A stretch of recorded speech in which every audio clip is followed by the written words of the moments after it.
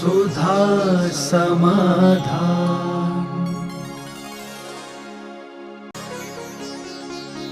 नमोस्तु गुरुदेव।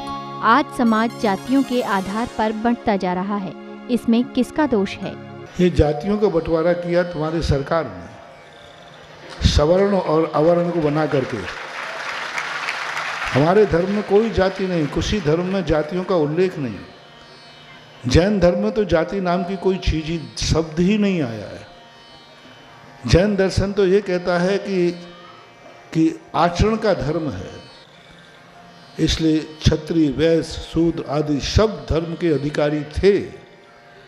लेकिन जब सरकारों ने जाकर के ये बंटवारे किए, सरकारों ने जाकर ये सीमाएं बनाई कि तुम्हारा धर्म कौन सा है, तुम्हारा वर्ण कौन सा है। आज जो सवर्ण का और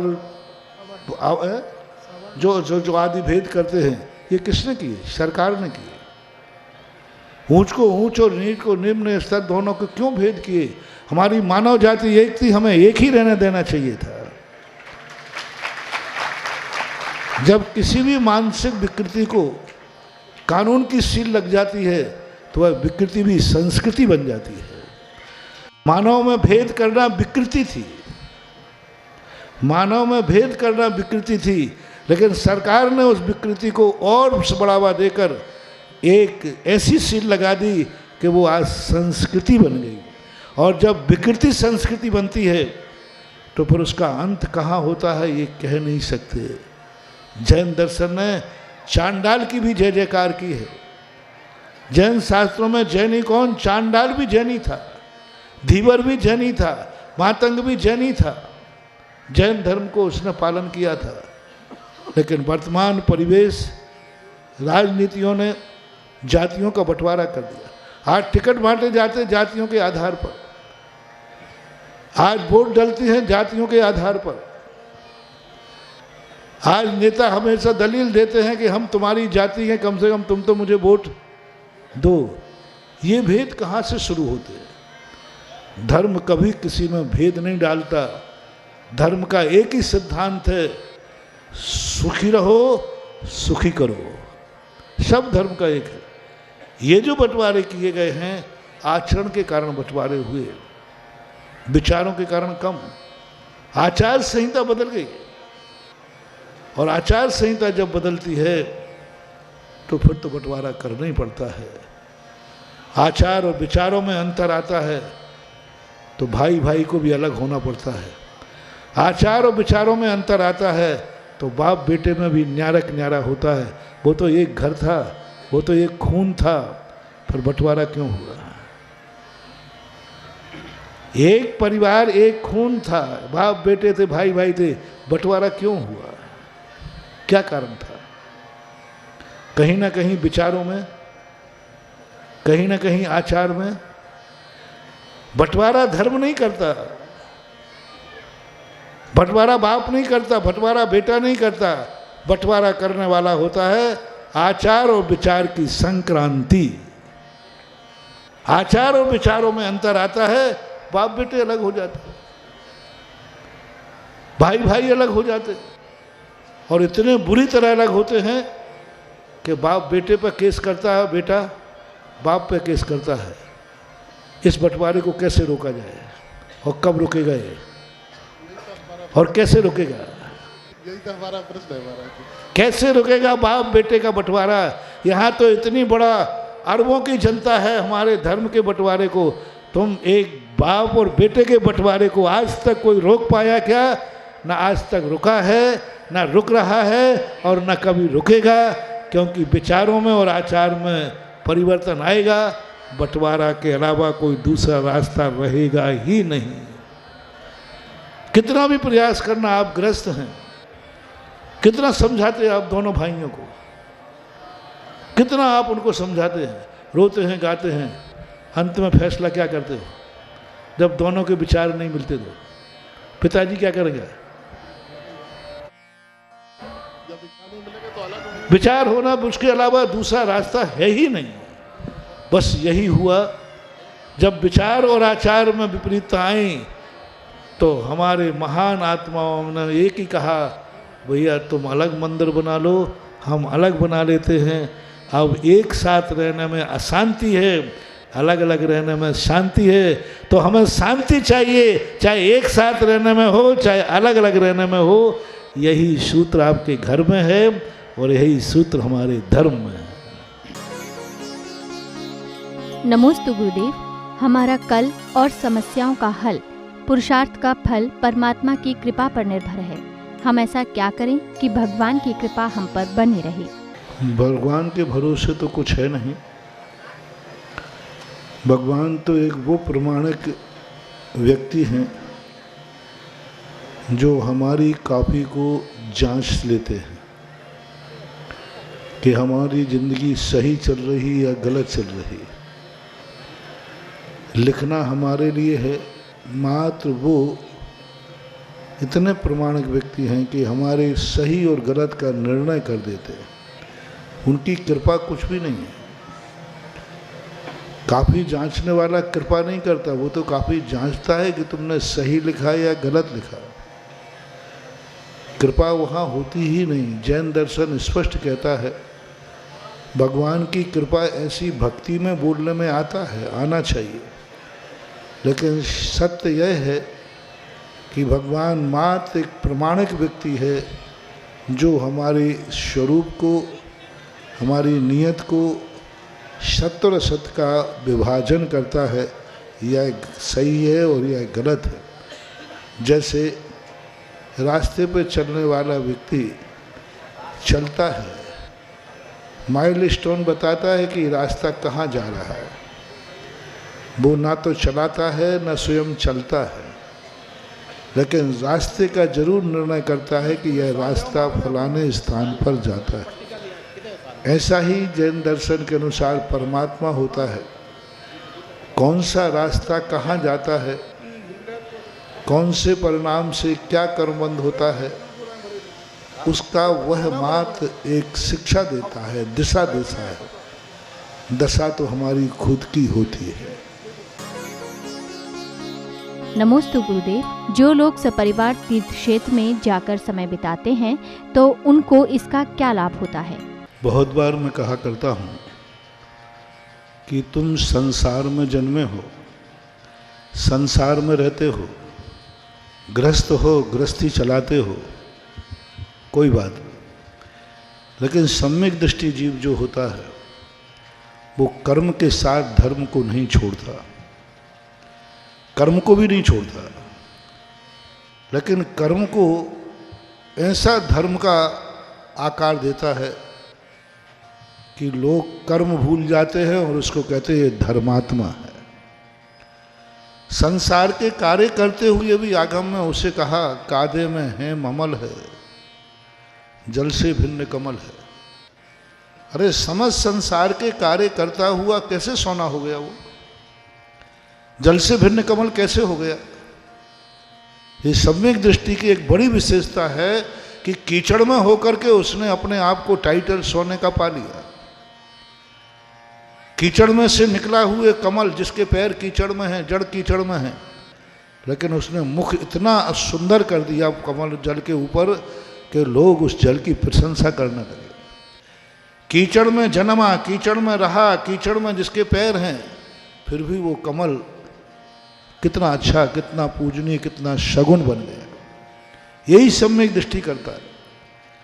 सम्यक दृष्टि संसार के कार्य करता हुआ बहुत बड़ी चीज़। एक दिन हमने कहा था कि जैनियों में एक परंपरा है 45वें दिन बच्चे को भगवान के पास ले जाने की। मैंने सोचा ये क्यों ले जाते हैं? बच्चा कुछ जानता समझता तो है नहीं, उसको कोई होश आवाज तो है नहीं, फिर भी ले जाते। बहुत दिन के बाद समझ में आई कि भगवान के सामने अब 45वें दिन माँ का सूतक खत्म हो रहा है। अब क्या मुंह दिखाने जाए, कैसे मुंह दिखाए? संसार बढ़ा के आ रही है, संसार की वृद्धि करके आ रही है, और संसार के कारण 45 दिन तक मेरा दर्शन छोड़ दिया। तो बालक को लेके आती है और ये मनोविज्ञान है कि भगवान से ये बताना चाहती है भगवान मैंने संसार नहीं बढ़ाया है, आपका एक भक्त बढ़ाया है।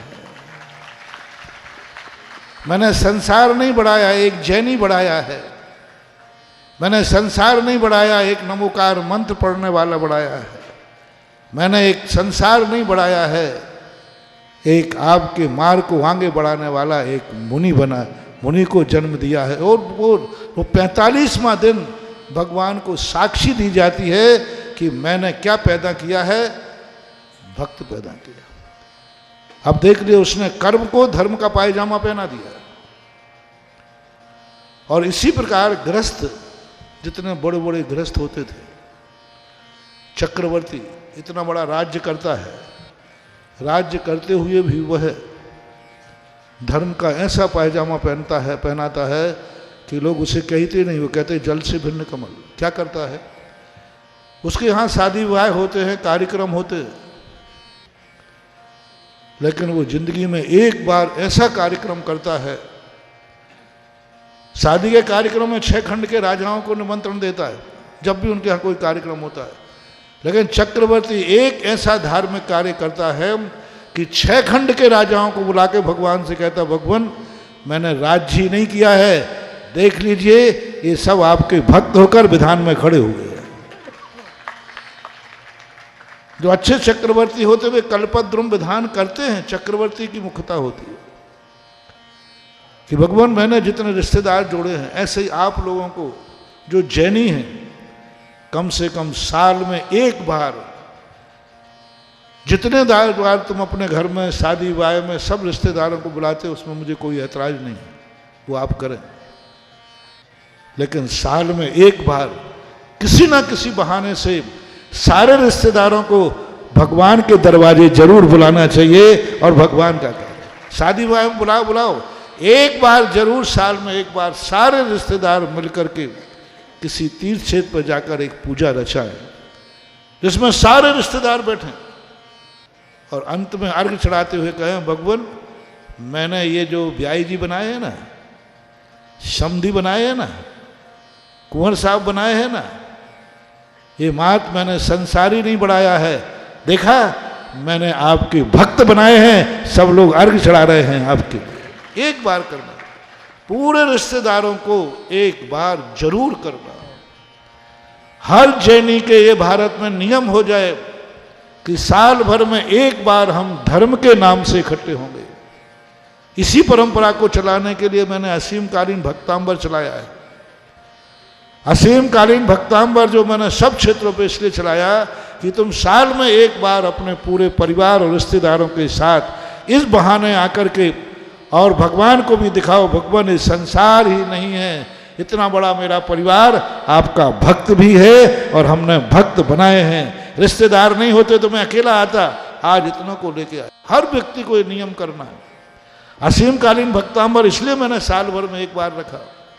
और सुना है यहाँ की टीकमगढ़ वाले, नंदीश्वर कॉलोनी वाले भी यह कार्य करने जा रहे हैं कि हम साल भर में जिस मंदिर में आप सूर्य मंत्र दे रहे हैं, उस मंदिर में साल भर में एक बार आदिनाथ भक्तांबर विधान हर जैनी करेगा, टीकमगढ़ का,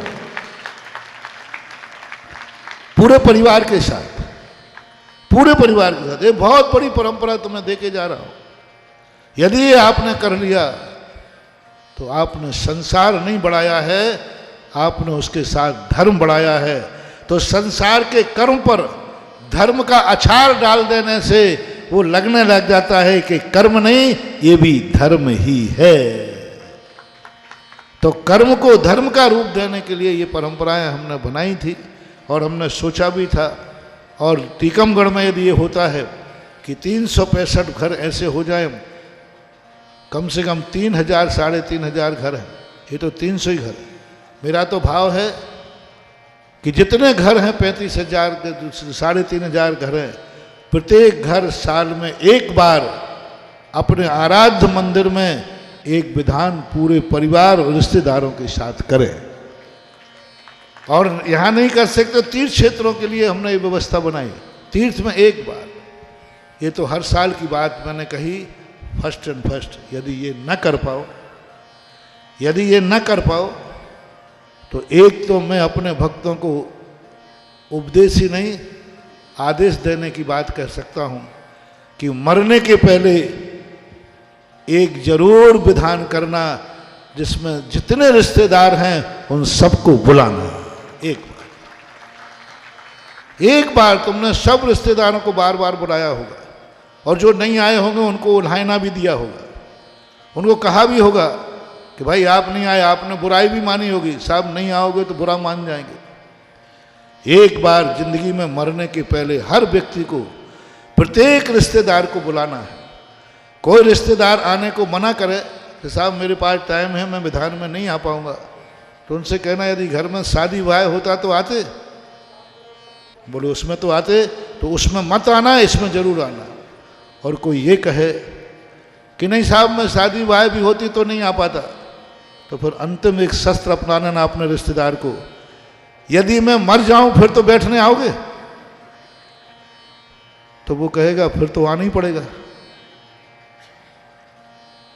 हाँ, रिश्तेदारों का और किसी में आया नहीं, मरने के बाद जरूर आता है, तो तुम कह देना भैया मेरे मरने पर भली बैठने नहीं आना, लेकिन एक बार मेरे भगवान के सामने विधान में आ जाओ, भगवान के सामने मेरी इज्जत रह जाएगी, लाज रह जाएगी, भगवान का गर्दन ऊंची उठा के मरूंगा कि मैंने रिश्तेदार जो बनाए हैं मात्र रिश्तेदार नहीं बनाए, मैंने आपके भक्त भी बनाए हैं। इसलिए जिंदगी में एक बार सब रिश्तेदारों को, दोस्त यारों को बुलाओ, एक बार भगवान के सामने खड़ा करो, एक विधान के बहाने किसी तीर्थ क्षेत्र में खड़ा कर दो, किसी मंदिर में खड़ा कर दो, लेकिन एक बार पूरे मैं रिश्तेदारों के भगवान के सामने नमोस्तु करो, एक साथ नमोस्तु करो मैं रिश्तेदारों को, एक अर्घ चढ़ाओ मैं रिश्तेदारों के। एक आपके शादी विवाह आदि में जो निकासी होती है मंदिर की, क्यों, क्या मतलब है इसमें? यही बताना है भगवान मैं संसार बसाने नहीं जा रहा हूं, मैं एक से दो आपके भक्त बनने जा रहा हूं, आपकी सौगंध लेके जा रहा हूं, आपका दर्शन करके जा रहा हूं। और लौटने के बाद भी मंदिर जाने का रस्म है जैनियों के, है कि नहीं? मैं यूं बोल तो नहीं रहा हूं। शादी के बाद दोनों जोड़े मंदिर क्यों जाते हैं? कुछ नहीं बंधु, प्रभु से ये दिखाना प्रभु मैंने विवाह किया है, मांस संसारी नहीं बढ़ाया है, लो ये दोनों भक्त आपके चरणों के सेवक बनने आए हैं, आपके भक्त भी हम बन रहे हैं, इसलिए मंदिर जाने की रस्म पूरी होती है। तो ये चीज जो आज वहाँ ज्ञानंद जी गदिया के संबंध में वहाँ परिवार में कहा, तो यही संस्कार हमने अपने भक्तों को दिए हैं कि वे साल भर में एक बार तीर्थ क्षेत्रों पर भक्तांबर आदि विधान के माध्यम से जाकर के अपने कर्म पर धर्म का अचार डालते हैं और कर्म को धर्म का रूप दे देते हैं। सुधा समाधान।